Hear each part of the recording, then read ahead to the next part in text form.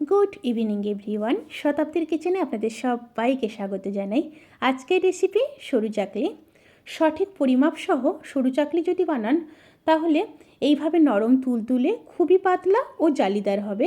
শীত চলে যাওয়ার আগে এই বছরের শেষ পিঠে বানালাম। খুবই সহজ পদ্ধতিতে আমি আপনাদের দেখানোর চেষ্টা করেছি। তাহলে চলুন শুরু করা যাক আজকের এই সহজ রেসিপি। পারফেক্ট সরু চাকলি বানানোর জন্য কিন্তু মাপটা খুবই ইম্পর্ট্যান্ট। আমি এখানে 1 কাপ চাল নিয়েছি, সাথে দিয়ে দিলাম হাফ কাপের থেকেও কম বিউলির ডাল।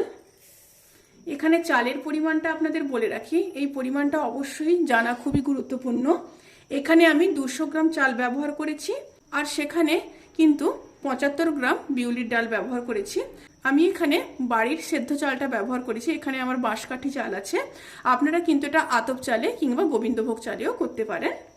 এবার খুব ভালোভাবে ধুয়ে নেব। 3-4 বার করে খুব ভালোভাবে ধুয়ে নিতে হবে।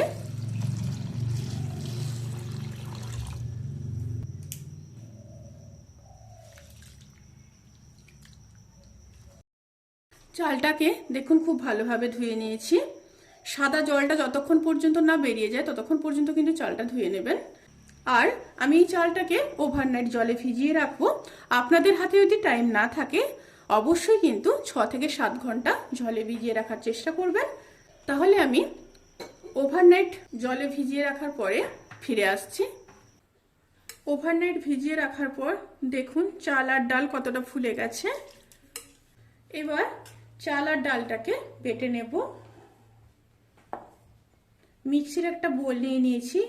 মিক্সির বোল নিয়ে জল থেকে চালটা ছেঁকে নেব।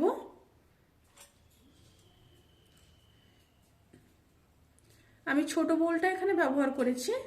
ছোট বোলে কিন্তু খুব ভালো পেস্ট হয়, ওই কারণেই আমি এখানে ছোট বোল ব্যবহার করেছি। অল্প অল্প করে জল দিয়ে একটা স্মুথ ব্যাটার রেডি করে নেব। ব্যাটারটা রেডি করে নিয়েছি।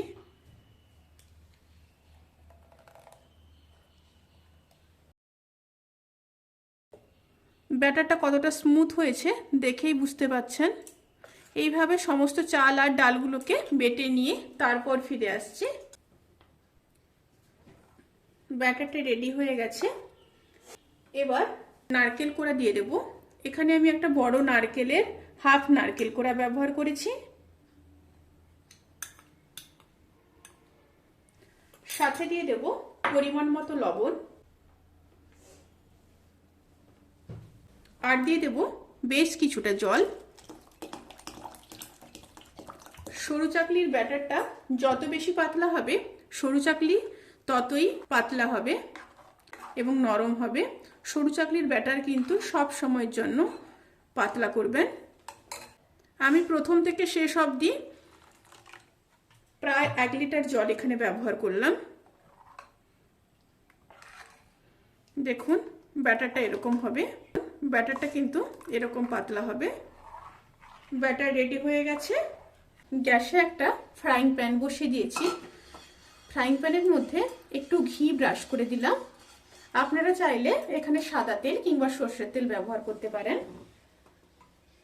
ঘি দিয়ে এবার ব্যাটারটাকে দিয়ে দেব।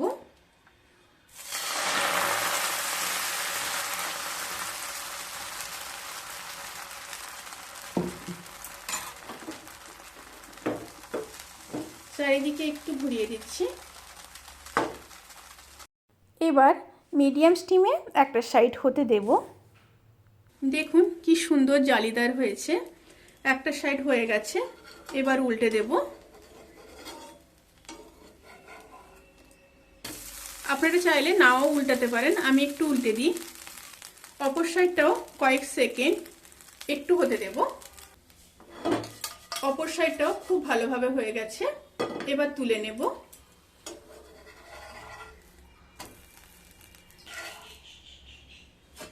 এইভাবে আরও একটা আপনাদের করে দেখিয়ে দিচ্ছি। আবারও একটু ঘি দিয়ে দিলাম। এবার ব্যাটারটা দিয়ে দেব। ব্যাটারটাকে এইভাবে চামচ দিয়ে ভালোভাবে তলা থেকে গুলিয়ে গুলিয়ে দেবেন, তা না হলে তলানিতে চালের গুঁড়ো পড়ে থাকবে। সব সময় দেওয়ার আগে ব্যাটারটাকে ভালোভাবে নিচ থেকে গুলে নিয়ে তারপর দেবেন।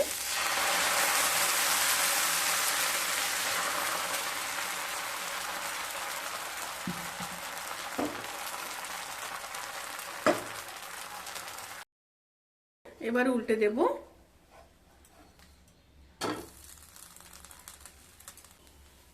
এইভাবে কিন্তু সরু চাকলি অবশ্যই ট্রাই করবেন। এবার ভাঁজ করে নেব, দিয়ে তুলে নেব। এইভাবে আমি সমস্ত সরু চাকলিগুলোকে তৈরি করে নেব। সার্ভ করার জন্য কিন্তু সরু চাকলি একদম রেডি। ভিডিওটি কেমন লাগলো প্লিজ কমেন্ট করে জানাবেন। যদি ভালো লেগে থাকে তাহলে কিন্তু সাবস্ক্রাইব করতে ভুলবেন না, আর পাশে থাকা বেল আইকন ক্লিক করে নোটিফিকেশন অল করে রাখবেন।